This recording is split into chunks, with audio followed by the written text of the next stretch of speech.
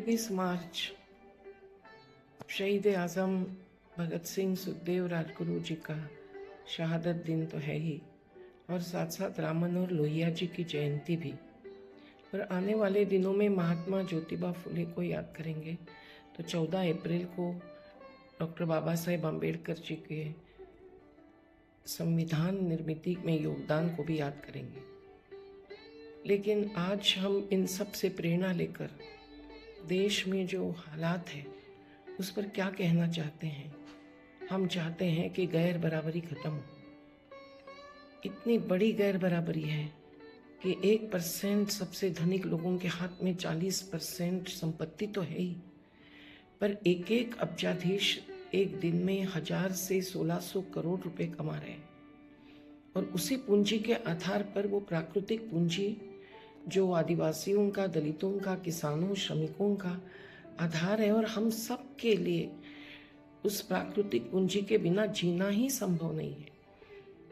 उस अपरिहार्य पूंजी को छीनना धनिक लोग कर रहे हैं, और इसके कारण हमारे शहर के गरीब बस्तियों का बुलडोजर चलाकर उद्ध्वस्त करना हो रहा है।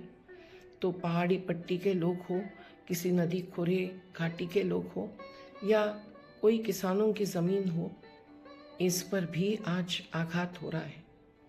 अगर ये सब गैर बराबरी हटानी है तो हम लोगों को संविधान को याद करना पड़ेगा, अनुच्छेद 39, जिसके आधार पर किसी भी मुट्ठी भरों के हाथ में देश की संपदा नहीं केंद्रित हो, इस प्रकार की अर्थव्यवस्था चलनी है। सरदार पटेल जी का स्टैचू खड़ा करते हैं तो उन्होंने जो संस्थानों को जब्त किया था और खजाना सरकार का भरा था, एक प्रकार से राजा और प्रजा में एकता लाने की कोशिश की थी, वही आज फिर से करने की ज़रूरत है। आज की नई संस्थानें नए प्रकार के ज़मींदारों की है, और उसकी गैर बराबरी कम करने के लिए कम से कम उनके संपत्ति पर अगर कुछ सही टैक्स लगाया जाए, कोई कह रहे हैं 2%, तो भी हर साल 10 लाख करोड़ रुपया खजाने में आएगा, तो किसानों को हर उपज का सही दाम मिलेगा। 14 साल की उम्र तक हर बच्ची को भी मुफ्त शिक्षा मिल सकेगी, शासकीय रुग्णालयों में मुफ्त स्वास्थ्य सेवा मिल सकेगी, क्या नहीं मिल सकेगा। लेकिन ज़रूरी है कि ये टैक्स प्रणाली बदलना, जो इनहेरिटेंस यानी वारसाई की संपत्ति हो, इस पर भी 50% टैक्स लगाना चाहिए।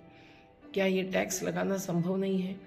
इतनी बड़ी बड़ी नॉन परफॉर्म्ड एसेट्स की संपत्ति लेकर जिसका कोई उपयोग नहीं करते बैठे रहते हैं अब्जाधीश, और एक एक सार्वजनिक हित में खड़ी रही उद्योग प्रोजेक्ट्स को भी आज निजीकरण के तहत हस्तांतरित किया जा रहा है। ये सब रोकना चाहिए। शासन की जिम्मेदारी है कि गैर बराबरी देश की ख़त्म करें। हमारी महिलाएं, हमारे गरीब श्रमिक, जो धनिक है अपने मेहनत से, जो धनिक है अपनी कुशलता से, उनके बिना कोई निर्माण नहीं हो सकता, ऐसा उनका योगदान है।